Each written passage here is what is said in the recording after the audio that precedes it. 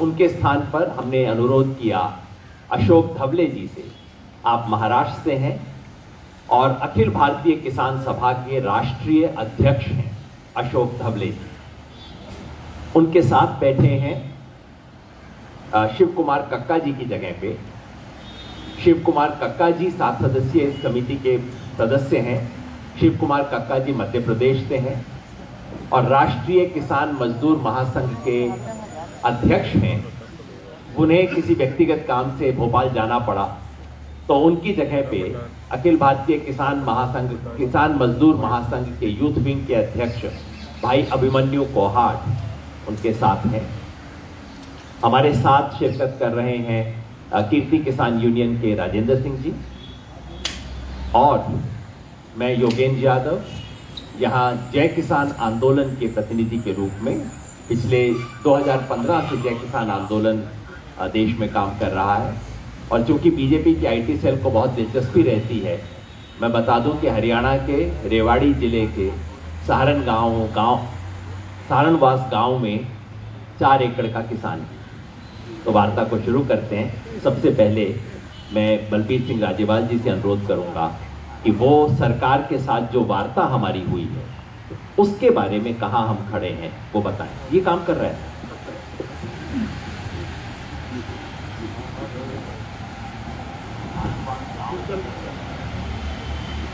नमस्कार भाइयों, अभी तक जितनी वार्ता सरकार के साथ हुई किसान संगठनों की, उसमें जो दुष्प्रचार सरकार कर रही है ये कानूनों के बारे में, हमने एक उस प्रचार को गलत साबित किया है।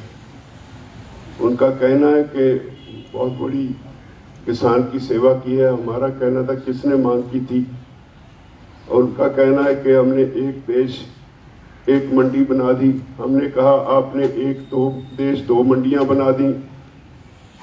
और उनका कहना है कि हमने बिचौलिया हटा दिए। हमने कहा बिचौलिए की डेफिनेशन बताइए। बिचौलिए रखने का तो आपका स्वभाव है, हमारी मार्केट में तो बिचौलिए है नहीं। जिसको आप बिचौलिया कहते हैं वो तो सर्विस प्रोवाइडर है। जितना भाव लगता है उतना ही क्लेम करके हमें वापस पे करता है। जो सर्विस देता है उसका वो कमीशन लेता है। एक बात का हमने उनका जवाब दिया और उनके पास कोई जवाब नहीं। और इससे भी आगे हमने उनसे कहा कि कृषि स्टेट सब्जेक्ट है, इसमें आप दखल नहीं दे सकते। स्टेट लिस्ट में ये 14 नंबर पर दर्ज है। उन्होंने कहा हमने ये ट्रेड के लिए कानून बनवाया। हमने कहा कि हम ट्रेड करते ही नहीं, हम तो अपनी फसल मार्केट करते हैं। Marketing is again A state subject. तो उन्होंने कहा जी हमने कंकरेंट लिस्ट से 33 नंबर आइटम उठा के ये कानून बनाए हैं। तो हमने कहा जी हम तो फूड ग्रेन पैदा करते हैं, फूड स्टफ पैदा ही नहीं करते। व्हीट इज फूड ग्रेन, आटा is food stuff, paddy is food grain, rice is food stuff. अब फूड स्टफ पे कानून बना सकते हैं लेकिन फूड ग्रेन पे तो बना नहीं सकते। आपने ये स्टेट सब्जेक्ट में दखल क्यों दिया? तो अब सरकार के पास जवाब कोई है नहीं, इधर उधर का दुष्प्रचार किया जा रहा है। तो हमारी मांग है कि जितनी देर तक ये कानून आप रिपील नहीं करते उतनी देर तक हम बैठे हैं। और बड़ा साफ स्पष्ट कह दिया है कि we were peaceful, we are peaceful, we will be peaceful. यह हम गारंटी देते हैं। पिछले 3-4 महीने से पहले रेलवे लाइंस पे बैठे थे, अब यहाँ आके बॉर्डर्स पे बैठे हैं। हम पीसफुल रहे हैं, एक पत्ता तक नहीं तोड़ा, किसी को कोई कष्ट नहीं दिया। बल्कि हम अपने दिल्ली के भाइयों को बार बार बुलाते हैं। कल नया साल था, हमने कॉल दी कि आइए हम सब इकट्ठे मिलके नया साल मनाएं। तो सरकार हठधर्मी में फंसी हुई है। ईगो प्रॉब्लम हो गई है सरकार को कि अगर उनको ये कानून वापस लेने पड़ते हैं तो बहुत शायद उनकी फजीहत होगी। इसलिए फंसी हुई है सरकार, और हमने बड़ा स्पष्ट कह दिया कि जब तक आप ये कानून वापस नहीं लोगे उस वक्त तक हम पीसफुली बैठे रहेंगे। और पंजाब से, हरियाणा से, उत्तराखंड से, यूपी से, राजस्थान से, मध्य प्रदेश से किसान दिल्ली के इर्द गिर्द के किसी न किसी नाके पे बैठे हैं। बाकी देश के हर कैपिटल में या कहीं डिप्टी कमिश्नर के ऑफिस में जगह जगह पे किसान सारे देश में इसका विरोध कर रहे हैं। जब भी यहाँ से कोई कॉल जाती है सारा देश उसमें एक्टिवली पार्टिसिपेट करता है, और सारा देश परेशान है सरकार के इन कानूनों से। इन रियल सेंस वो कॉर्पोरेटाइजेशन ऑफ एग्रीकल्चर करना चाहते हैं, जो हम नहीं होने देंगे। इसलिए हमारा ये आंदोलन जारी है और जारी रहेगा जब तक ये कानून वापस नहीं होते। अब डॉक्टर दर्शनपाल।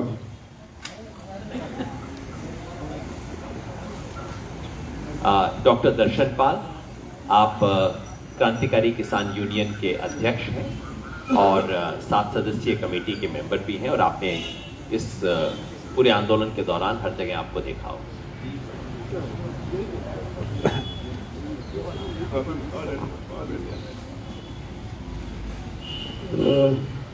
मैं इस आंदोलन में आज तक जो हुआ उस पर नहीं जाता, वो सब पता है आपको। इस आंदोलन में दिल्ली के इर्द गिर्द 5 नहीं 6 नाके लगे हुए हैं और देश भर में 100 के करीब पक्के धरने चल रहे हैं। ये एक जानकारी के लिए। अभी हमारा बातचीत का एक दौर हुआ, 4 तारीख को फिर बातचीत है, 5 तारीख को सुप्रीम कोर्ट में हियरिंग है। सो संयुक्त किसान मोर्चा ने ये डिसाइड किया है कि 6 तारीख को अगर हमारी वार्ता फेल हो जाती है और 5 तारीख को सुप्रीम कोर्ट में भी कुछ हमारे पक्ष में नहीं होता है, 6 तारीख को हम सिंगू बॉर्डर से ट्रैक्टर जो है उसको केएमपी पर चढ़ाएंगे और केएमपी पर ट्रैक्टर मार्च होगा। जो ये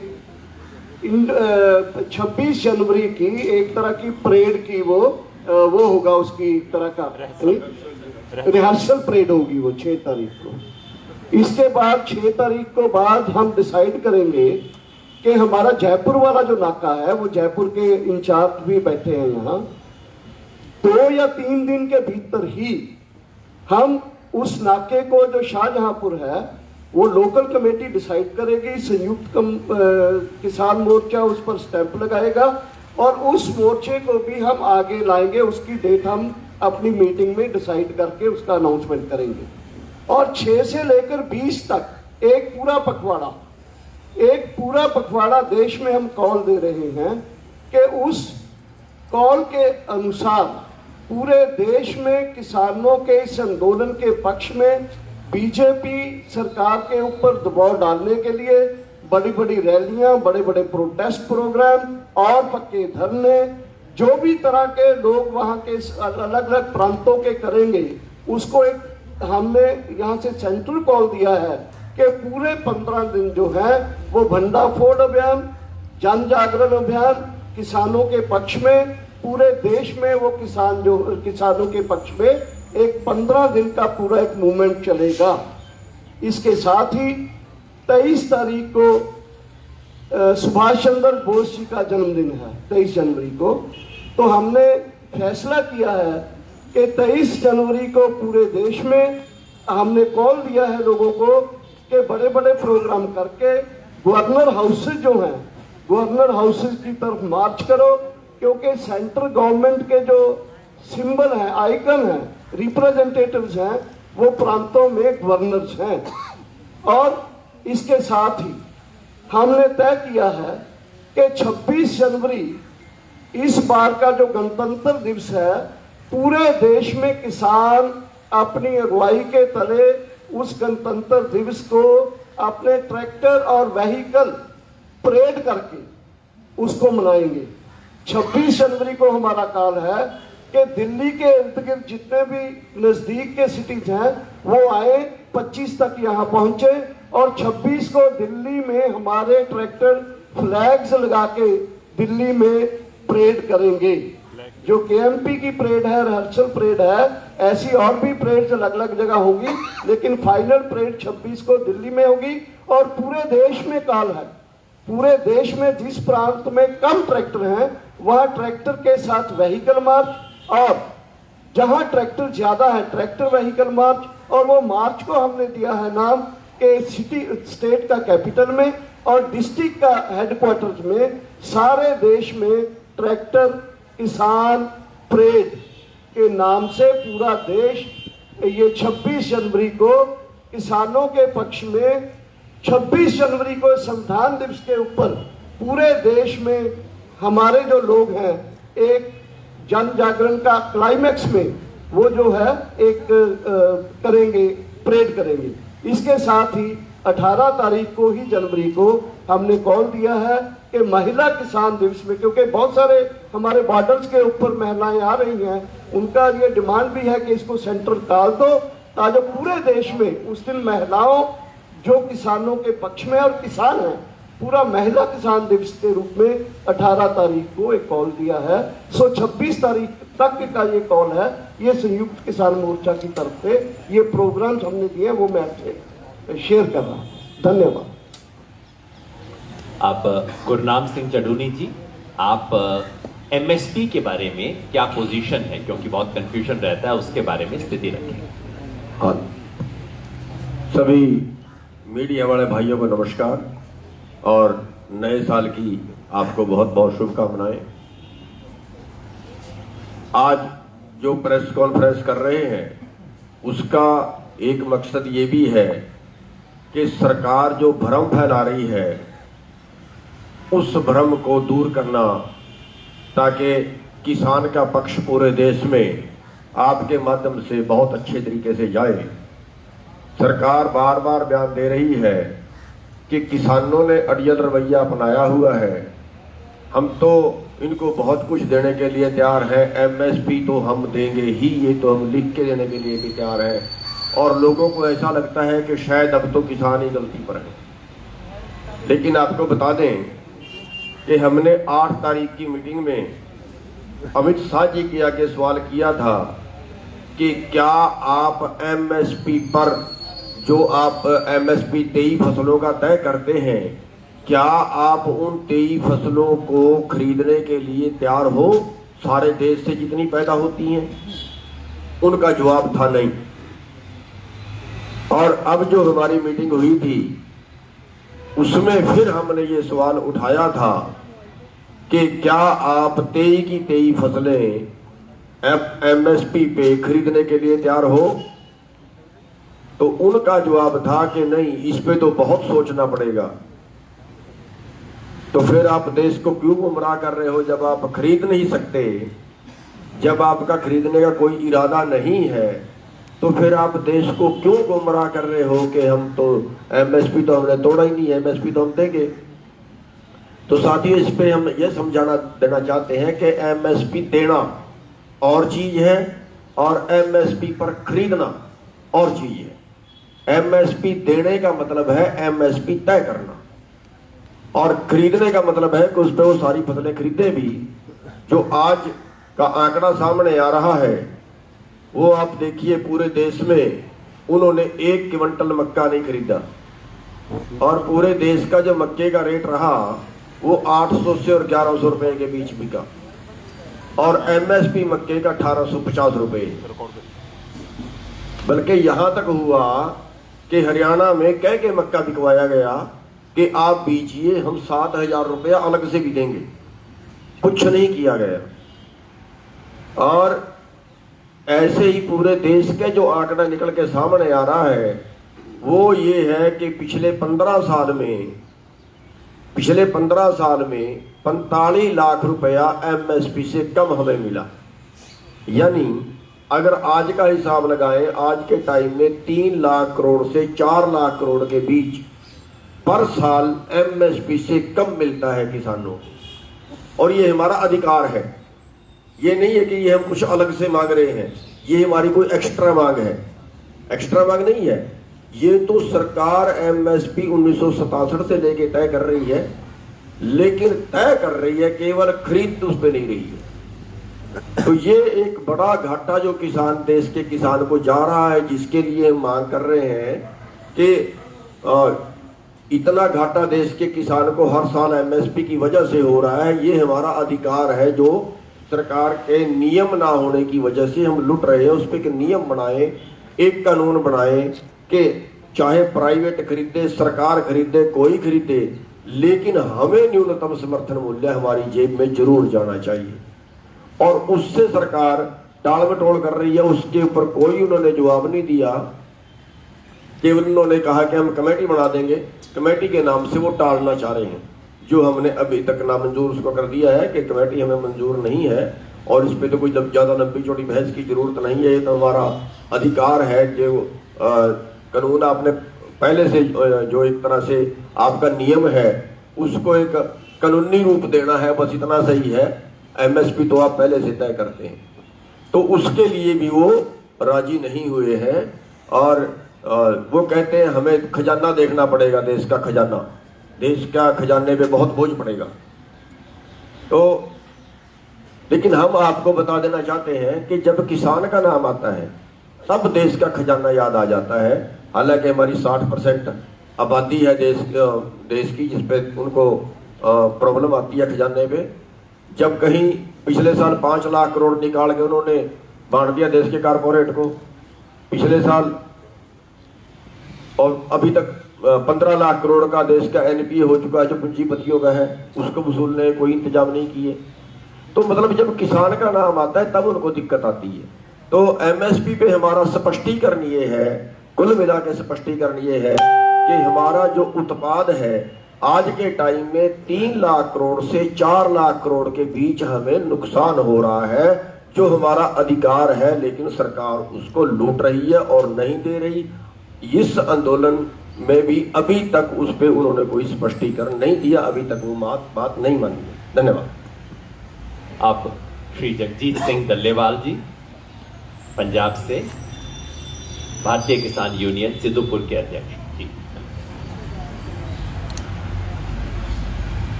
सत्कारयोग पत्रकार दोस्तों, जैसे राज्यपाल जी ने, दर्शनपाल जी और भाई गुरनाम जी ने आपको बहुत डिटेल से कुछ बातें बता दी हैं, मैं उनसे अलग थोड़ी एक बात आपके ध्यान में लाना चाहता हूं कि ये जो आंदोलन है ये बड़ा स्पष्ट है कि ये जो कानून सरकार लेकर आई है, इन कानूनों को वापस करवाने के लिए लड़ा जा रहा आंदोलन है और एमएसपी का गारंटी का कानून बनाने के लिए ये आंदोलन है।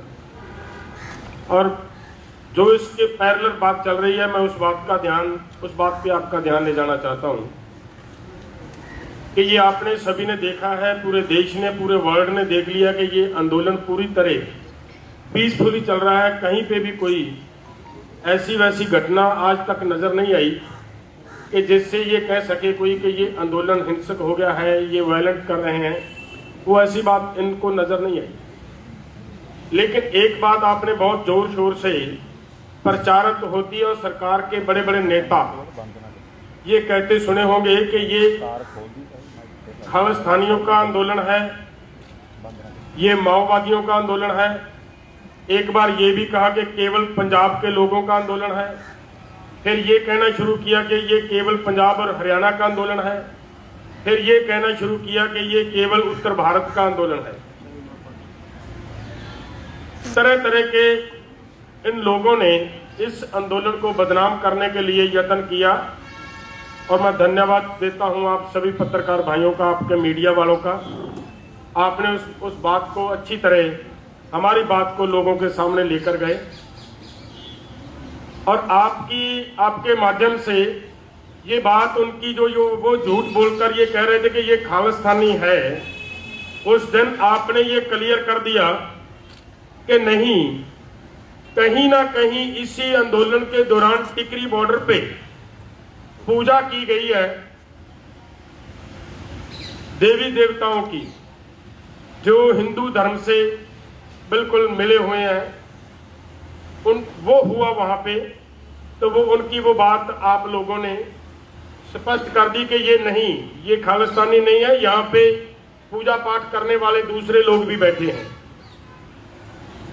कहीं पे वो भी आप ही के माध्यम से दिखाया गया कि इस आंदोलन के पक्ष में नमाज पढ़ी गई, वो भी आपने दिखाया। वो उनका उस बात को आपका मैं धन्यवाद देता हूं कि जो आपने वो क्लियर कर दिया कि ये सब आंदोलन के कार्य जो ये यहाँ पे हिंदू भी हैं, यहाँ पे मुसलमान भी हैं, यहाँ पे सिख भी हैं, यहाँ पे ईसाई भी हैं, सभी धर्मों के लोग हैं। जो इन्होंने पूरे जोर से ये कहा, मैं आपके माध्यम से सरकार के पास ये बात पहुंचाना चाहता हूँ। ये कह रहे थे कि ये अभी उत्तर भारत तक ये बात लेकर आ चुके हैं कि ये केवल उत्तर भारत का आंदोलन है। मैं इनसे पूछना चाहता हूं कि बिहार में अगर लाठीचार्ज किया सरकार ने, वो किस पर किया है? वो किसान नहीं थे क्या? किसान प्रोटेस्ट कर रहे हैं, उन पर लाठीचार्ज किया सरकार ने, सभी आपके सामने है, आपके माध्यम से हमें भी पता चला। तो अब ये उत्तर भारत की बात नहीं रही है। हैदराबाद में बहुत बड़ी रैली हो चुकी है, तमिलनाडु में बहुत बड़ी गैदरिंग हो चुकी है, वहां से ये आंदोलन चल रहा है। कर्नाटका में हमारे इस आंदोलन के समर्थन में बहुत बड़ा आंदोलन चल रहा है। ये आंदोलन अब केवल भारत का नहीं रहा, अब तो ये आंदोलन भारत से बाहर जाकर पूरे हिंदुस्तान के इस आंदोलन के सपोर्ट में वर्ल्ड खड़ा नजर आ रहा है। बाहर के लोग यहां तक कि हमारी मानयोग यूएनओ ने भी हमारी सरकार को फिटकार लगवा दी है कि आप क्या कर रहे हो, ये कैसा काम हो रहा है भारत में। तो मुझे लग रहा है कि ये इनकी जो बातें हैं, मैं सिर्फ यही बताना चाहता था कि ज्यादा समय नहीं लेना, कि ये आंदोलन अब देश का नहीं रहा, पूरे वर्ल्ड में बैठे जो भारत के लोग हैं सभी का बन चुका है। और सरकार को इस बात को जितनी जल्दी हो सके हमारी इन मांगों को मान लेना चाहिए, नहीं तो सरकार को ये जरूर होगा कि ये जन आंदोलन बनता जा रहा है और इस आंदोलन की और भी कई तरह के रूप होते हैं। सरकार को कहीं राजनीतिक पॉलिटिकल नुकसान उठाना भी पड़ सकता है अगर ये, लेकिन हमारा निशाना केवल किसानों की मांगे लेना है। यहां पर हम फिर से क्लियर कर दें, हमारा आंदोलन का निशाना केवल किसानों की मांगे लेना है। और सरकार जितना इसको लंबा खींचने का प्रयास कर रही है, इस आंदोलन में तरह तरह के शरारती तत्व भेजे जा रहे हैं। उनकी कोशिश ये है कि अगर लंबा खींचेंगे तो ये आंदोलन ऐसे ही कैसे बिखर जाएगा। लेकिन दूसरा रूप ये भी है कि अगर लंबा खींचेगी सरकार तो इस सरकार को इसका पॉलिटिकल नुकसान भी हो सकता है। सरकार को इस बात को ध्यान रखना चाहिए और सरकार को किसानों की मांगे मान लेनी चाहिए जल्दी, क्योंकि सरकार के खिलाफ अब पूरा हिंदुस्तान, पूरा वर्ल्ड खड़ा हो रहा है। धन्यवाद। अखिल भारतीय किसान सभा के राष्ट्रीय अध्यक्ष श्री अशोक धवले। मेरे सभी पत्रकार साथियों, ये जो आंदोलन का आज 38वां दिन है और इस आंदोलन के तहत 50 से ज़्यादा हमारे किसान साथी ये शहीद हुए हैं दिल्ली के इर्द गिर्द में। आज सुबह न्यूज़ आई गाजीपुर बॉर्डर से कश्मीर सिंह नाम के उत्तराखंड के किसान रामपुर के, इन्होंने आत्महत्या आज सुबह की और सुसाइड नोट में उन्होंने लिखा कि मेरे इस आत्महत्या के लिए मोदी सरकार जिम्मेदार है। ये इतने दिन से 50 हमारे साथी शहीद होने के बावजूद सरकार जो हमारी मुख्य मांगे हैं वो मान्य करने को तैयार नहीं है। इसकी हम संयुक्त किसान मोर्चा की तरफ से बहुत ही कड़ी निंदा हम करना चाहते हैं। आज हमारे जो तीनों मांगे हैं उनमें से ये तीनों कानून जो किसी भी किसान संगठन ने कभी मांगे नहीं थे, थोप दिए गए। दूसरा, जो एमएसपी का गारंटी देने वाला और खरीद की गारंटी देने वाला लागत खर्चे के 1.5 गुना दाम, ये कानून बनना चाहिए। बिजली बिल ये वापस लेना चाहिए। और ये क्लीन एयर ऑर्डिनेंस के बारे में, खैर उसके बारे में कुछ बात हुई है। ये तीनों मुद्दे जब तक सरकार मान्य नहीं करती तब तक ये आंदोलन बिल्कुल पीछे नहीं लिया जाएगा। ये संयुक्त किसान मोर्चा का पूरी तरीके से ये मत है। इस आंदोलन की सही शक्ति आज ये है कि पूरे देश के किसान इसके अंदर जुटे हैं। सभी धर्म के, सभी जाति के, सभी भाषा बोलने वाले, और हमारे पंजाब के बहादुर किसान, हरियाणा के बहादुर किसान, और उसके साथ में उत्तर प्रदेश, उत्तराखंड, मध्य प्रदेश, राजस्थान, ये सभी उसके अंदर। लेकिन सिर्फ उतना नहीं, महाराष्ट्र से हजारों साथी, जिस राज्य से मैं आता हूं, हजारों हमारे किसान नासिक से निकले और 25 दिसंबर को हम शाहजहांपुर बॉर्डर पर पहुंचे।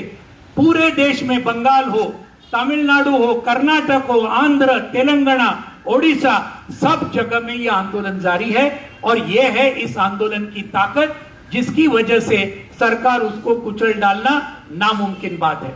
दूसरी बात मैं जो कहना चाहता हूं, इस आंदोलन ने एक बात पूरे देश के सामने स्पष्ट किया है कि पिछले 6 साल से, और खास तौर पर ये किसान कानून जो बनाए, ये पूरी तरीके से इस देश को कुछ चंद कॉरपोरेट घरानों के लिए, ये पूरे देश को आज मोदी सरकार चला रही है। ये इक्वेशन पूरे देश भर में अभी फिट बैठा है, लोग जानने लगे हैं। ये कानून हो, कृषि कानून हो, जो मजदूरों के खिलाफ 4 लेबर कोड हो, ये इसी सितंबर के पार्लियामेंट सेशन में पास हुए। ये सभी बड़े बड़े देशी और विदेशी कॉरपोरेट के दबाव पर आज ये पूरा सरकार चल रहा है। ये बात पूरे देश में गई है। केरल में 2 दिन पहले केरल की असेंबली ने एक प्रस्ताव एक मत के साथ पारित किया कि ये तीनों कानून वापस लेने चाहिए। हम दरख्वास्त करते हैं सभी असेंबलीज को कि अगर आप जनता के साथ में है, किसानों के साथ में है, तो हर असेंबली ने इस प्रकार के ये प्रस्ताव पास करने चाहिए कि हम किसानों के साथ में है और ये कानूनों को वापस लेना चाहिए। एमएसपी का ये होना चाहिए। आखिरी बात साथियों मैं कहना चाहता हूं, पिछले 25 सालों में ये नव उदारवादी नीतियों के चलते आज 4 लाख से ज्यादा किसानों ने हमारे देश में आत्महत्या की है। ये हमारे फिगर नहीं है, यूनियन होम मिनिस्ट्री के, नेशनल क्राइम रिकॉर्ड्स ब्यूरो के ये आंकड़े हैं जो मैं कह रहा हूं। 4 लाख से ज्यादा किसानों ने आत्महत्या की है कर्जे की वजह से। और इसको अगर रोकना है तो आज ये जो एमएसपी वाला कानून है ये बहुत ही महत्वपूर्ण है, क्योंकि आज आप देखेंगे पंजाब और हरियाणा में भी धान और गेहूं को छोड़ के सरकार की खरीद नहीं होती है। दूसरे जगह में तो कुछ नहीं होती है कई राज्यों में। तो इसलिए अगर ये किसानों की आत्महत्या को बचाना है, उसको रोकना है, और ये कृषि संकट को अगर रोकना है, तो हमारा सबका स्पष्ट मत है कि ये कानून को तो रद्द करने ही चाहिए। लेकिन एमएसपी 1.5 गुना दाम, डॉक्टर स्वामीनाथन आयोग ने जो बताया था, लागत खर्चे का 1.5 गुना दाम, इसको लेकर ये खरीद और एमएसपी ये दोनों का गारंटी देने वाला कानून इस सरकार ने बनाना चाहिए। ये हमारा स्पष्ट मत है। हम ये इस पूरे इसके अंदर आप सभी ने हमारा जो संदेशा है पूरे देश तक आप लेके गए, उसके लिए बहुत बहुत आपका धन्यवाद देते हैं। इसी प्रकार का समर्थन आप हमको आगे भी देते रहेंगे, ये पूरे विश्वास के साथ यहाँ चंद शब्द में पूरे करता हूँ। धन्यवाद। राष्ट्रीय किसान मजदूर महासंघ के यूथ विंग के अध्यक्ष भाई अभिमन्यु कोहाट। सभी पत्रकार बंधुओं का हाथ जोड़ के नमस्कार। पत्रकार बंधुओं, हमारे वरिष्ठ आदरणीय श्री शिव कुमार कक्का जी जो 2 तारीख से पलवल बॉर्डर पे मध्य प्रदेश के किसानों के साथ बैठे हुए हैं, उनको कल किसी कारणवश जबलपुर जाना पड़ा। उनके बड़े भाई की तबीयत बहुत सीरियस है, तो उनकी जगह पे मैं छोटी छोटी 3 बातें रखूंगा। जो ये आंदोलन है ये आंदोलन सच बनाम झूठ का आंदोलन है। ये आंदोलन न्याय बनाम अन्याय का आंदोलन है। ये आंदोलन सही बनाम गलत का आंदोलन है। ये आंदोलन देश को बचाने वाले बनाम देश को बेचने वालों का आंदोलन है। आज के दिन देश का अन्नदाता किसान प्रधानमंत्री मोदी की किसी भी बात पे विश्वास करने को तैयार नहीं है, क्योंकि किसानों को इतनी बार ठगा गया है, इतनी बार उनसे झूठ बोला गया है। एक छोटा सा उदाहरण आपके सामने देता हूं। अभी प्रधानमंत्री जी जब मध्य प्रदेश के किसानों को संबोधित कर रहे थे तो उन्होंने कहा कि उनकी सरकार ने तो C2+50% के अनुसार फसलों का MSP दे दिया है, जबकि हकीकत यह है, जो सभी मीडिया के बंधुओं ने जिसको प्रमुखता से कवर भी किया, कि इसी सरकार ने फरवरी 2015 में सुप्रीम कोर्ट में जस्टिस रमन्ना और जस्टिस मुखोपाध्याय की बेंच के सामने यह हलफनामा दिया था कि सरकार C2+50% फार्मूले के अनुसार फसलों का MSP नहीं दे सकती है।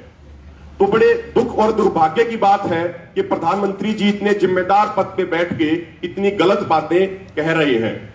दूसरी बात मैं कहना चाहूंगा कि हमारे लगभग 55 अन्नदाता इस आंदोलन में शहीद हो चुके हैं, लेकिन अब तक ना तो प्रधानमंत्री ने और ना ही उनके सरकार के किसी मंत्री या अधिकारी ने उन किसानों के प्रति संवेदना जाहिर की है, ना ही उनको किसी ने श्रद्धांजलि दी है।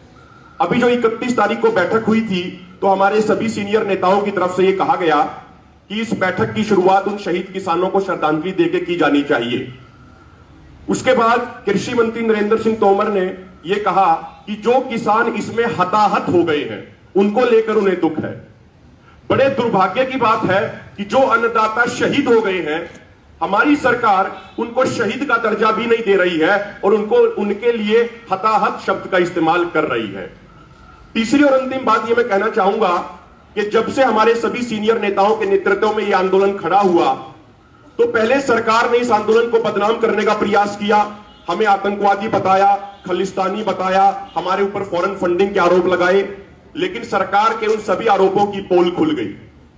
उसके बाद सरकार ने यह किया कि कुछ जो दरबारी और सरकारी जो किसान संगठन हैं उनको हमारे आंदोलन के पैरेलल में खड़ा करने का प्रयास किया। कुछ दिन पहले सरकार ने कहा कि हरियाणा के 1 लाख किसानों का उन्हें समर्थन मिला है कृषि कानूनों के मुद्दे पर।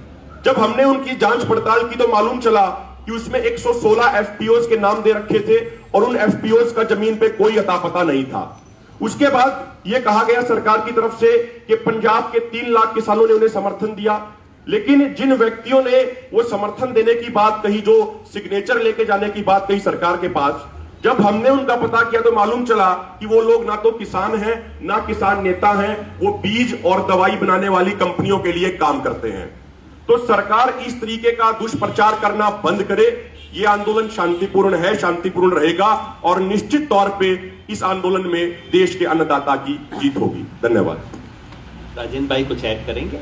राजेंद्र सिंह जी, कीर्ति किसान यूनियन पंजाब की तरफ। शुक्रिया सभी पत्रकार दोस्तों। अनाज नहीं तो समाज नहीं।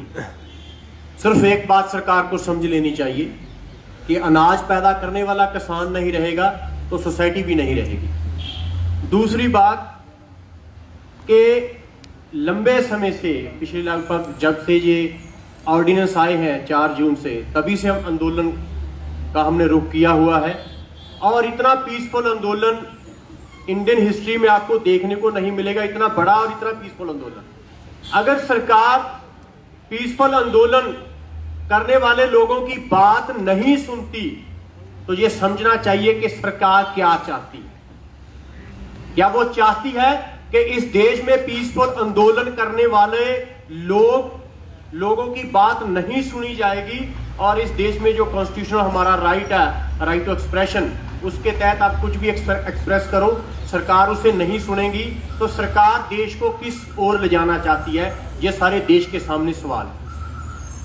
अगली बात, 1907 में शहीद आजम सरदार भगत सिंह के चाचा अजीत सिंह जी ने एक आंदोलन पगड़ी संभाल जट्टा किया। पगड़ी संभाल जट्टा लहर चली और सभी लोगों की जुबान पर वो गीत था, पगड़ी संभाल जट्टा। पूरे 113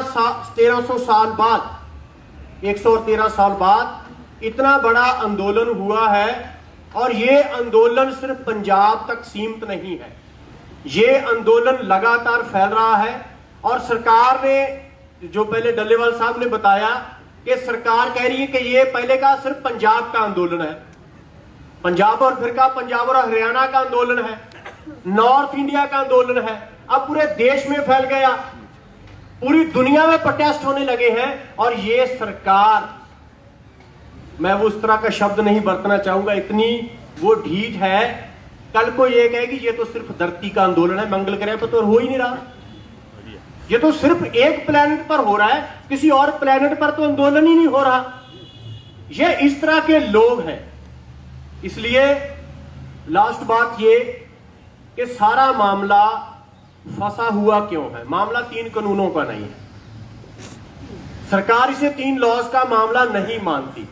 लॉज तो उन्होंने बहुत सारे निरस्त किए हैं, लेबर लॉज जो लोगों ने इतनी कुर्बानियां करके, इतने लंबे आंदोलन करके वो लॉज बनाए थे अपने पक्ष में, उन लॉज की भी जान निकाल दी इन्होंने। अब ये 3 लॉज पर अड़े हुए हैं, उसका कारण ये है कि सरकार इसे मोदी औरा के साथ जोड़कर देख रही है। उनको लगता है कि 7 साल में जो एक नैरेटिव इस देश में बनाया गया कि मोदी साहब बहुत मजबूत नेता है, जो बोल देते हैं पीछे नहीं हटते। नोटबंदी की, लोग लाइनों में खड़कर मर गए, पीछे नहीं हटे। जीएसटी किया, ऑपोजिशन हुई, सरकार पीछे नहीं हटी। जितनी भी जन विरोधी आर्थिक नीतियां लाई, कितने भी प्रोटेस्ट हुए, सरकार पीछे नहीं हटी। और पहली बार है कि सरकार को पीछे हटना पड़ रहा है। वो अब संशोधन तक आई हुई है।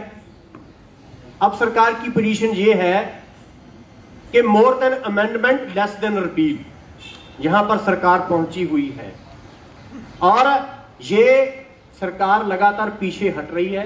और हम आपके माध्यम से ये सरकार को और मोदी जी को विनती करना चाहेंगे कि आप जिस इमेज को बचाने के लिए हमारी बात नहीं मान रहे, वो इमेज धाराशायी हो चुकी है। अंडरस्टैंड करना चाहिए आपको कि कितनी हेट्रेड है स्प्रेड हो चुकी है आपके खिलाफ इस देश में। आप इस बात को अंडरस्टैंड कीजिए और हमारे पीसफुल आंदोलन को मान्यता दीजिए और सभी हमारी मांगे मान लीजिए। यही आपसे हमारी दरखास्त है। शुक्रिया। मैं आपके साथ एक चीज ऐड करना चाहता हूं, भूल गया था। वो ये है कि अडानी अंबानी के खिलाफ जो हमारा गुड्स और सर्विसेज का बाइकआउट कॉल है वो जारी है, जारी रहेगा। नंबर 2, बाइकआउट का जो कॉल है वो जारी रहेगा। दूसरा, एनडीए बीजेपी और उसके पार्टनर्स के खिलाफ पूरे देश में एक मुहिम हमारी कॉल से चला हुआ है, वो जारी रहेगा। ये कॉल के साथ कि आप सेंट्रल गवर्नमेंट छोड़ो, अपने पद छोड़ो और किसानों के साथ, किसानों के जो मूवमेंट है उसके साथ आओ।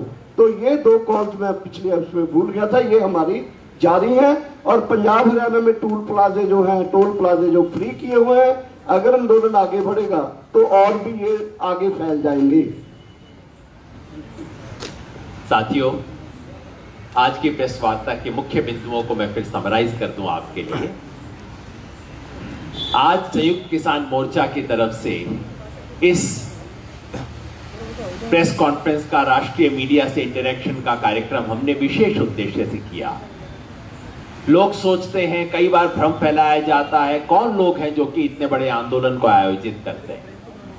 मैं स्पष्ट कर देना चाहता हूं, बहुत व्यवस्थित आंदोलन है। अनुशासन बिना व्यवस्था के नहीं आता। पंजाब के 32 किसान संगठन हैं जो कि नियमित रूप से ऑलमोस्ट हर दिन मीटिंग करते हैं, डेमोक्रेटिक तरीके से फैसला लेते हैं।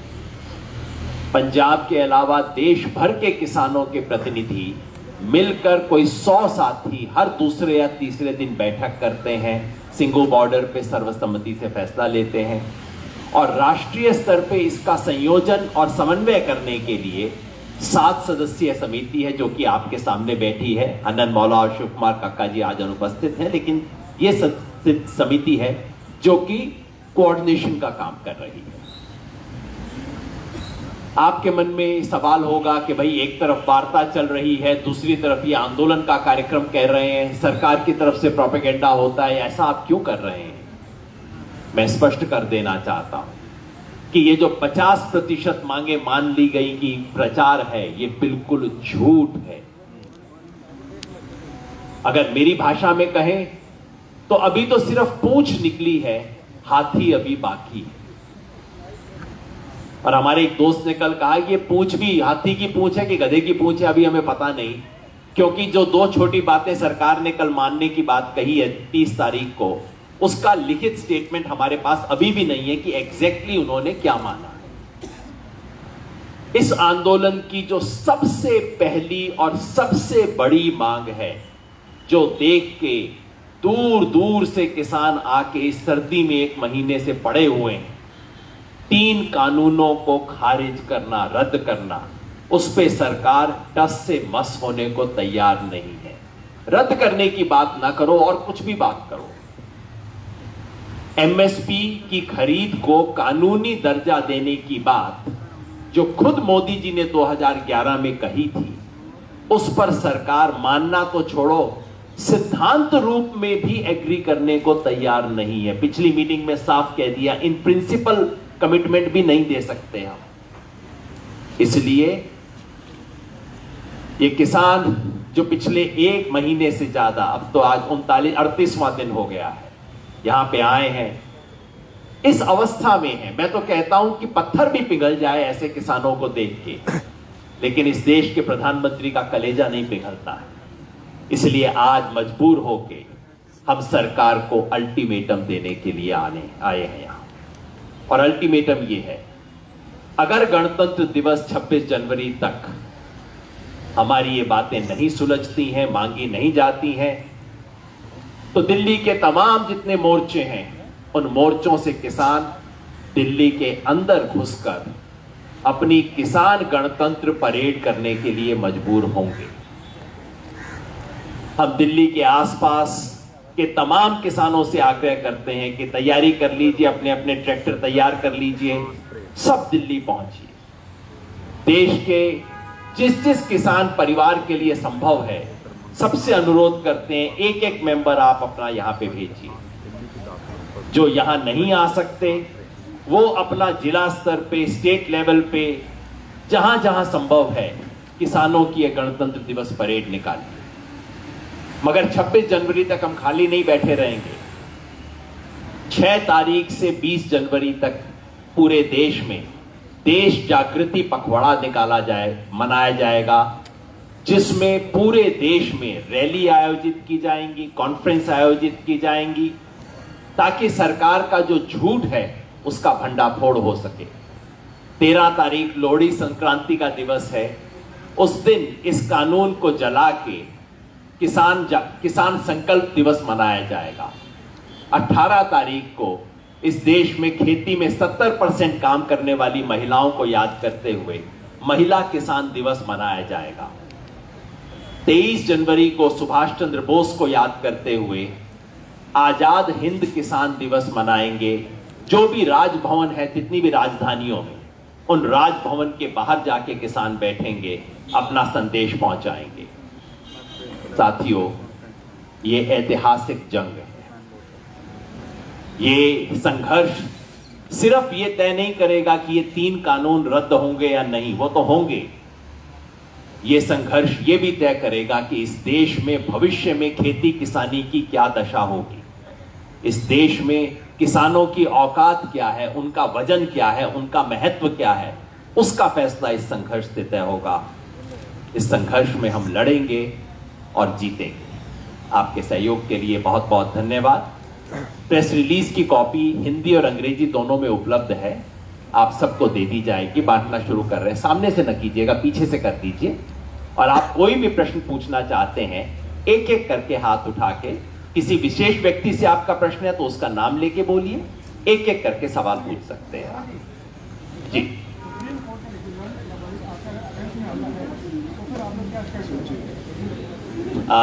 राजेवाल जी, प्रश्न ये है कि अगर सुप्रीम कोर्ट का वर्डिक्ट आपके अगेंस्ट आता है तो आप क्या करेंगे? पहली बात तो कि सुप्रीम कोर्ट में एक नहीं कई मामले हैं। एक मामला है कि यहाँ पे किसान बैठे रहें या नहीं, जिसपे सुप्रीम कोर्ट बिल्कुल स्पष्ट बात कह चुका है, हम उसका सम्मान करते हैं। दूसरा है इस लॉ की कॉन्स्टिट्यूशनैलिटी, बहुत लंबा मामला है, राज्यपाल जी इस पे कुछ कहेंगे।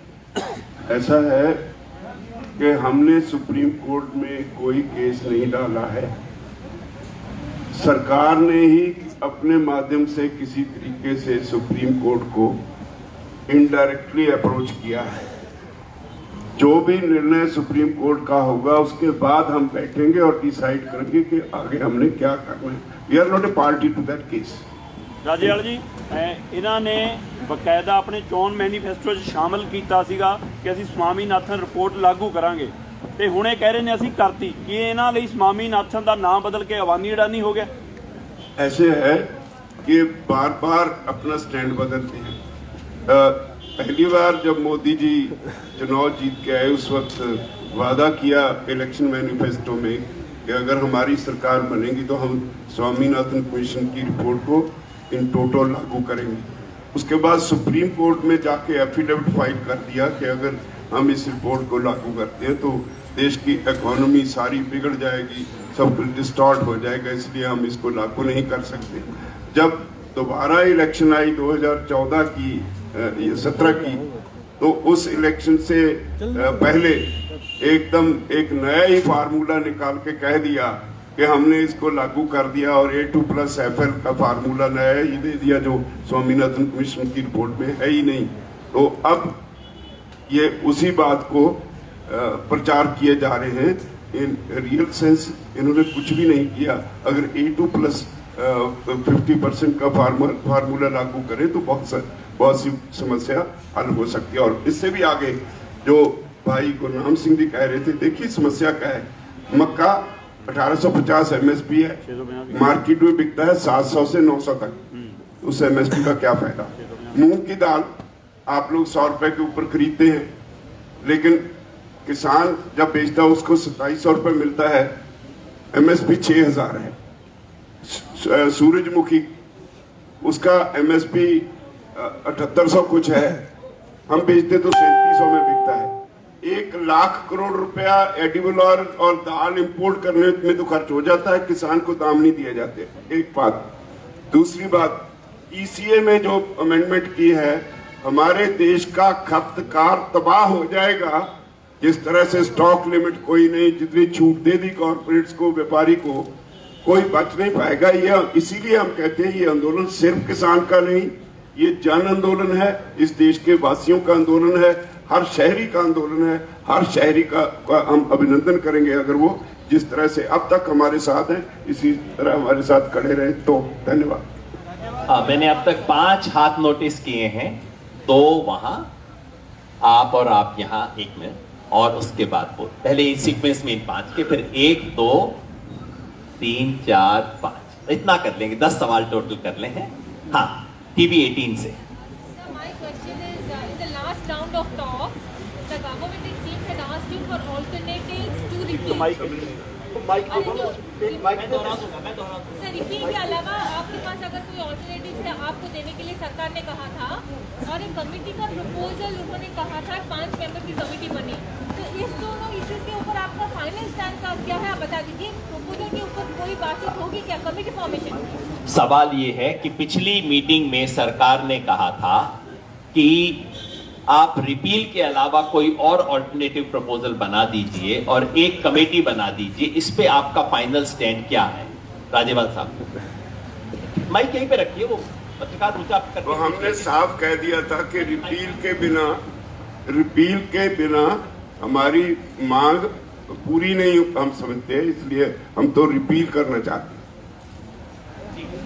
MSP के ऊपर उन्होंने जो कहा था कमेटी की बात है, उस पे MSP पे इन रियल सेंस वो बात करना नहीं चाहते। ये कमेटी वगैरह बना के वो बात को डालना चाहते हैं। जो भाई गुरनाम सिंह जी कहते हैं कि सरकार भी नहीं खरीदती, कोई प्राइवेट व्यापारी भी खरीदता तो कम से कम MSP के नीचे तो ना खरीदे, किसान को तो इंसाफ मिल जाए, और वो ये करने के लिए तैयार नहीं।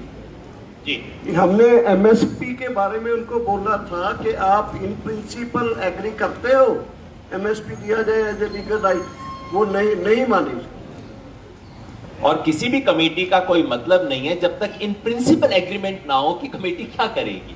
जी, आपका सवाल ये है कि ਤੁਸੀਂ ਕਹਿੰਦੇ ਕਿ ਸਟੇਟ ਦਾ ਅਧਿਕਾਰ ਹੈ ਐਗਰੀਕਲਚਰ ਦੇ ਉੱਪਰ ਜੇ ਕੱਲ੍ਹ ਦੀ ਮੀਟਿੰਗ ਦੇ ਵਿੱਚ ਇਹ ਫੈਸਲਾ ਹੁੰਦਾ ਹੈ ਕਿ ਅਸੀਂ ਇੱਕ ਮਾਡਲ ਬਣਾ ਦਿੱਤਾ ਖੇਤੀ ਬਾਰੇ ਇਹ ਸਟੇਟਾਂ ਨੂੰ ਅਧਿਕਾਰ ਹੈਗਾ ਉਹ ਲਾਗੂ ਕਰਨ ਚਾਹੇ ਨਾ ਕਰਨ ਉਸ ਤੋਂ ਬਾਅਦ ਤੁਹਾਡਾ ਰਿਐਕਸ਼ਨ ਕੀ ਹੋਏਗਾ क्योंकि बहुत सारे बीजेपी के लीडर ये सलाह दे रहे हैं सेंट्रल गवर्नमेंट को। मैं हिंदी में रिपीट कर देता हूं सर, हो सके तो हिंदी में जवाब दे देना आप। नहीं मैं बाकी, क्योंकि बहुत बाकी लोग देख रहे हैं इसे। सवाल इनका ये है कि आप कहते हैं कि ये कानून सेंट्रल गवर्नमेंट, ये जो कानून है ये स्टेट गवर्नमेंट के दायरे में आते हैं, सेंटर के दायरे में आते ही नहीं है। अगर ऐसे में सेंट्रल गवर्नमेंट ये कहे कि हम एक मॉडल कानून बना देते हैं तो आपका इस पे क्या रिएक्शन होगा? ये सब बहुत सारे गवर्नमेंट ऐसा सजेशन मैं साफ करूं, रियलिटी ये है कि भारत सरकार ने पहली बार ये कॉन्स्टिट्यूशन की वायलेशन करके स्टेट सब्जेक्ट्स में इंटरफियर किया है। अगर इस पे उनको वो जैसे वो कहते हैं अमेंडमेंट कर लो, इस पे रिपील शब्द ना इस्तेमाल करो और कुछ कोई अल्टरनेटिव बता दो, तो इसका मतलब है कि कानून तो मान लो। जब कानून मान लिया तो इनडायरेक्टली उनका हाथ तो पड़ गया ना स्टेट सब्जेक्ट में। तो आज एक है, कल को 10 कानून एकदम आएंगे, उनके लिए रास्ता खुल जाएगा, इसलिए हमारा विरोध है। इस बात को और भी ध्यान से मतलब सुनिए। क्या है, भूमि अधिग्रहण आया, विरोध हुआ, सरकार पीछे हटी, लेकिन जिन जिन राज्यों में उनकी सरकार आई, राज्यों की सरकारों के जरिए वो कानून वहां पे लागू करवा दिया गया।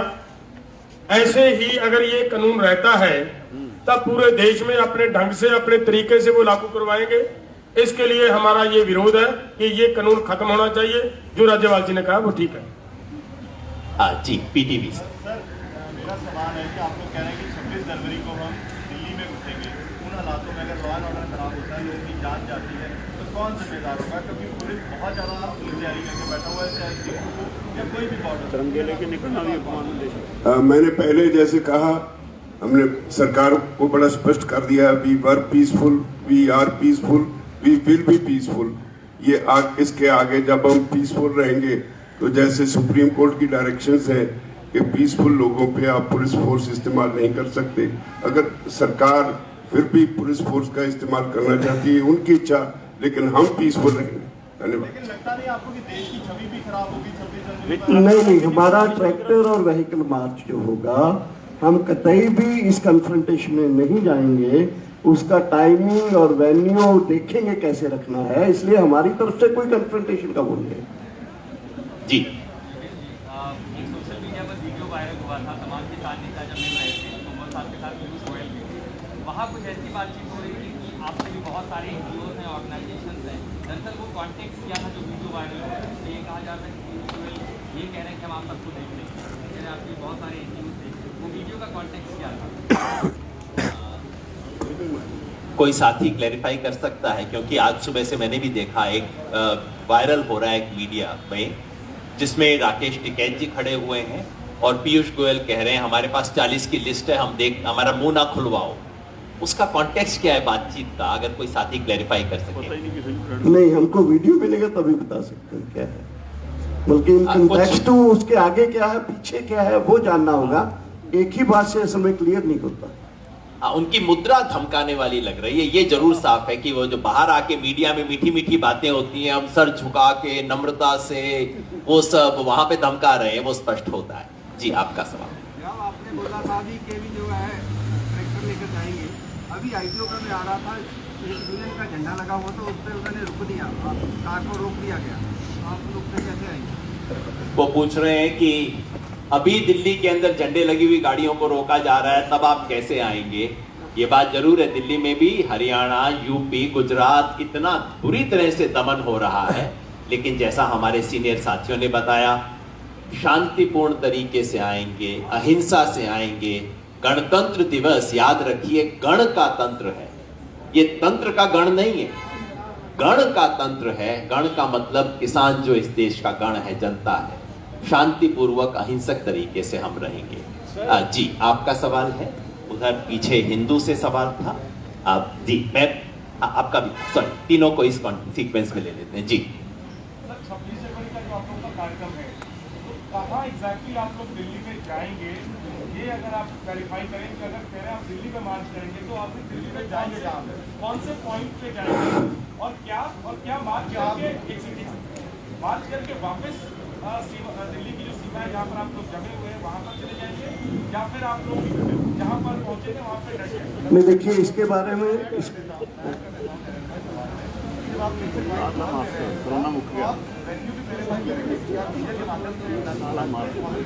सवाल ये है, वो क्योंकि बाकियों को सुन नहीं रहा होगा, सवाल ये है कि 26 जनवरी को प्रोग्राम की वेन्यू क्या होगी, क्या आप वापस आके जाएंगे, डिटेल्स जानते हैं। देखिए पूरे देश का कॉल है, डिस्ट्रिक्ट स्टेट हेडक्वार्टर्स में ट्रैक्टर किसान परेड होगा, गणतंत्र परेड होगा, दिल्ली में भी सर। तो इसका कंक्रीटली जो आपने कुछ ऐसी कुछ चीजें पहले उठाई हैं, वो चीजों को पूरी देख के हम अभी तो आज 2 तारीख है, तो अभी आज हमारा फैसला है ये करने का, वो फैसले को कंक्रीटली इम्प्लीमेंट करने के लिए फिर plan it declare in the press conference. सारी चीजें अभी जैसा बताया आज 2 तारीख है, सारी चीजें डिक्लेयर करेंगे, झंडा किसका होगा, किस टाइम पे आएंगे, किस वेन्यू पे आएंगे, सारी बातें करेंगे। याद रखिए ये सिर्फ सरकार का गणतंत्र दिवस नहीं है, हमारा गणतंत्र दिवस है, इस देश की जनता का गणतंत्र दिवस है। जी यादव जी, जी हाँ जी यादव जी, मेरा सवाल ये है कि ये जो 26 जनवरी वाला आपने अनाउंसमेंट किया है कि जो आंदोलन करने वाले हैं वो सब दिल्ली के अंदर आएंगे, कूच करेंगे, ये एक बड़ा स्ट्रेटेजिकली एक बड़ा डिसीजन जो आप अनाउंस कर रहे हैं यहाँ पर प्रेस कॉन्फ्रेंस पे, क्या इसके लिए आपने वो जो ऑर्गेनाइजेशन जो ग्राउंड जीरो में, जिसमें दर्शन पाल जी का भी ऑर्गेनाइजेशन है और 30 ऑर्गेनाइजेशन है प्लस 2 जो BKU एकता उग्राहा जो टिकरी में लीड कर रहे हैं, उन सबको कॉन्फिडेंस में लेकर के, क्या उन सबको कॉन्फिडेंस में लेकर के ये डिसीजन आप प्रेस कॉन्फ्रेंस में अनाउंस कर रहे हैं? नंबर टू ये है, ये आंदोलन अभी तक पीसफुल है जैसा कि आप कह रहे हैं, और साथियों ने यहाँ पर और भी इस पे लेके एक सवाल किया है कि ये पीसफुल नॉन वायलेंट उस दिन किस तरीके से रहेगा, क्या जत्थों में जाएंगे, लाठियां खाएंगे, उसके बाद अगर 2 लाख की भीड़ में से आप कैसे कंट्रोल करेंगे 26 जनवरी को? ये देखिए, पहली बात तो ये 32 संगठनों ने और फिर पूरे संयुक्त किसान मोर्चा के संगठन, ये 32 में नहीं है, ये अगले साथी 32 में नहीं है, नहीं मैं बता रहा हूँ, पूरे ही संगठनों ने उस मीटिंग में उग्राहा भी थे, उस मीटिंग में पन्नू भी थे, उस मीटिंग में सब देश के संगठन थे, वहां इसको पास किया गया है। और आज हम उनसे लेके आए कि आज की आपको याद होगा कल पीसी हुई, वो पीसी में हमने अनाउंस नहीं किया और सबने बोला कि आज नेशनल पीसी में ही हम इसको अनाउंस करेंगे, इसलिए यहाँ अनाउंस कर रहे हैं। नंबर 1। नंबर 2, अरे भाई जब हम इतनी दूर दूर से आ रहे हैं पीसफुली, हमारे लोगों के ऊपर इतनी पानी की बौछारें, अश्रु गैस, क्या नहीं छोड़ा जा रहा, लोगों को गिरफ्तार, कोई अभी तक वायलेंट हुए हमारे लोग? तब भी नहीं होंगे हम। बोले हम ये आपके सामने कमिटमेंट करते हैं कि हम उस तरह का कोई एक्टिविटी एक्शन नहीं करेंगे। अब आपकी जिम्मेदारी है कि अगर स्टेट हम पर करती है उसको पूरा आप उछालो पूरी दुनिया और देश में। That is what we want from you. The Hindu. Are you asking for police permission? Louder. You have to be loud. Sorry. Ask Are you louder. asking for police permission for this? Are you asking for police permission for your Republic Day parade? क्या आप तो police permission मांग रहे हैं Republic day अपनी parade के लिए? नहीं, अभी ऐसा कुछ नहीं सोचा। You don't intend to. So you intend to. ऐसा हमने अभी सोचा नहीं, आगे आएगा मीटिंग में तो तय कर लेंगे। So if you intend to enter without police permission, is that not provoking a confrontation with the police by अभी definition? गण का तंत्र मनाने के लिए भी परमिशन लेनी पड़े तो बहुत हैरानी की बात। Very good. जी आप और आप जी। ये जो आर्ग्यूमेंट देते हैं, थोड़ा सा लाउड होना पड़ेगा। ये जो आर्ग्यूमेंट देते हैं कि सरकार पे बहुत बड़ा बोझ पड़ेगा, पैसों का बोझ पड़ेगा, ये कहाँ तक वाजिब आर्ग्यूमेंट है? और दूसरी चीज़, ये जो ऑल्टरनेटिव जो आप लोग को कह रहे हैं कि आप लोग प्रेजेंट करिए ऑल्टरनेटिव, ये कहाँ तक वाजिब है या प्रैक्टिस? 2 सवाल हैं। एक तो ये कि पैसों का बोझ कितना पड़ेगा। वैसे तो हमारे साथी गुरनाम सिंह जी ने उसका जवाब दिया था, लेकिन अगर उसमें कोई ऐड करना चाहे, गुरनाम सिंह जी ने कहा था कि पता नहीं क्या होता है कि सरकार जब किसान के लिए अपनी जेब में हाथ डालती है तो जेब खाली होती है, जब कॉरपोरेट्स के लिए जेब में हाथ डालती है 5 लाख करोड़ निकल आते हैं, किसी और के लिए कई लाख करोड़ रुपए निकल आते हैं। तो जेब क्या अलग अलग है सरकार की? वो तो जवाब उसका दिया है उन्होंने। और जो दूसरा था कि आप ऑल्टरनेटिव दीजिए, उसके बारे में अगर कुछ ऐड करना चाहिए। ये अल्टरनेटिव ढूंढना सरकार का काम है, हमारा नहीं। हमने उनको बोल दिया था कि ये जो इतना दिमाग आपके पास है, ब्यूरोक्रेट्स हैं, इन्होंने ये कानून बनाए, इनसे ही पूछो क्या है। हमें तो कानून वापस होने चाहिए, हम तो वहां तक सीमित हैं। 3 सवाल, 1 2 3। मैं और किसी को मिस तो नहीं कर रहा जी? अगर उसके बाद हुआ तो आपका सेकंड क्वेश्चन ले लेंगे, बस उसके बाद बिल क्लोज है। जी, आपका सवाल। मेरा नाम अनीता पंडित है और स्मार्ट इंडिया हमारा यूट्यूब चैनल है। अच्छा, आई वुड लाइक टू से कि आपने बहुत बढ़िया एक मंच तैयार कर दिया है और हमें किसानों का समर्थन बहुत बढ़िया तरीके से सरकार को भी पता लग गया, देश को भी। क्वेश्चन अब हम क्या इस मंच को इस्तेमाल करके एक ब्रॉडर किसानों के वेलफेयर का और एग्रीकल्चर के वेलफेयर का मुद्दा हम उठा करके MSP को उसके अंदर लेकर के कोई वेलफेयर की बड़ी एक्टिविटी गवर्नमेंट के सामने, जैसे मैडम ने कहा कि ऑल्टरनेट प्लान कि अगर कॉर्पोरेट को आप दे सकते हो तो आप एग्रीकल्चर को बढ़ाते हैं और कैसे कैसे आगे क्या हम किसानों की वेलफेयर के लिए कुछ एक अलग से सिस्टम बनाएंगे, ये फतह करने के बाद आपके सवाल का जरूर जवाब देंगे। नेक्स्ट जी। सर, मेरा सवाल गोविंद जी आपसे है। आप कहते हैं कि पूछ रह गई, हाथी निकलना बाकी है। सरकार कह रही है कि 50% मांगे मान ली है, किसका वर्जन सही है? और दूसरा ये कि कृषि सुधार लंबे समय से पेंडिंग है, अब वक्त आ गया है, आपको नहीं लगता कि इनमें सुधार होना चाहिए?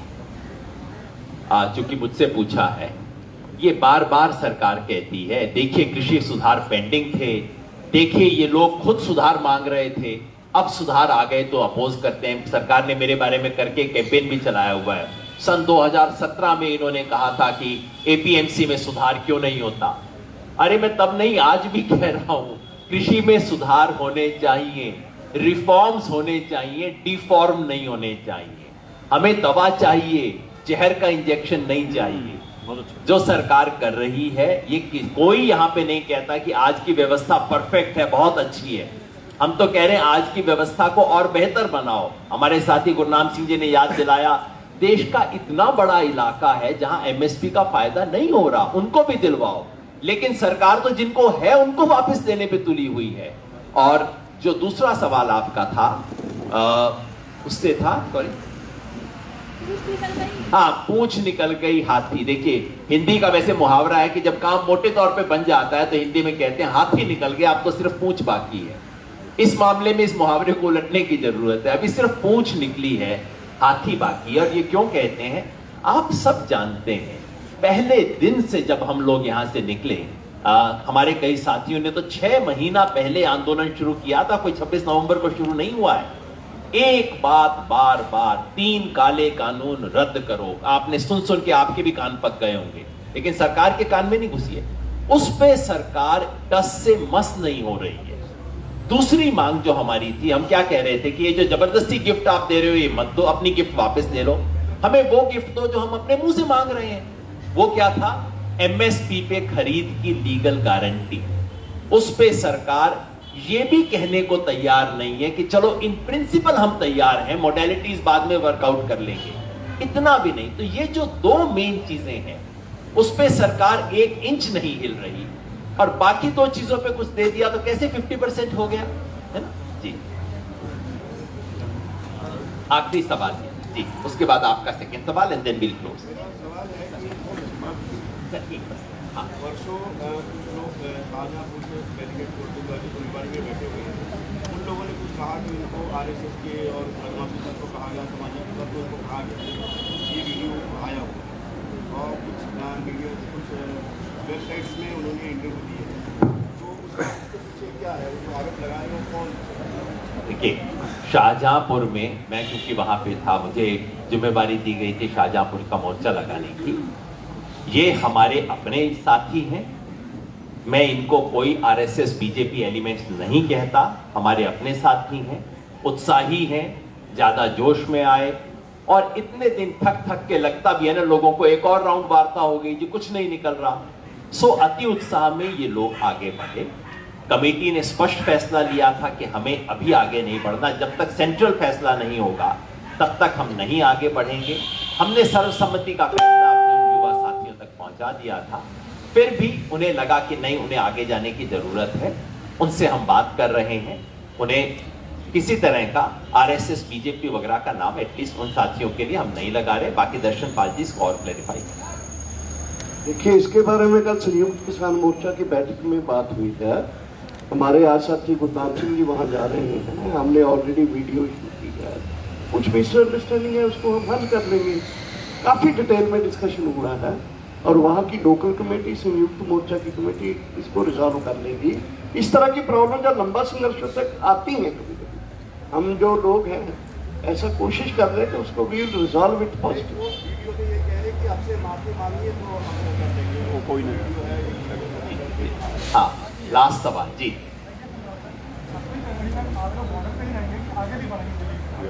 नहीं, हमने स्पष्ट बताया है, 26 जनवरी तक के सारे कार्यक्रम हमने बताए हैं, जिसका मतलब है जहां हम बैठे हैं वहीं से वो कार्यक्रम करेंगे। 26 अगर सफलता नहीं मिलती, अगर सरकार का यही अड़ियल रवैया रहता है, तो हमें मजबूर होकर 26 जनवरी को अपना गणतंत्र दिवस मनाने के लिए दिल्ली में प्रवेश करना पड़ेगा। हमने स्पष्ट कहा है जी। बहुत बहुत शुक्रिया आप सबका। सब सवाल मैं नहीं ले पाया, लेकिन हमारे साथी यहाँ मौजूद हैं, आप बात कीजिए। बहुत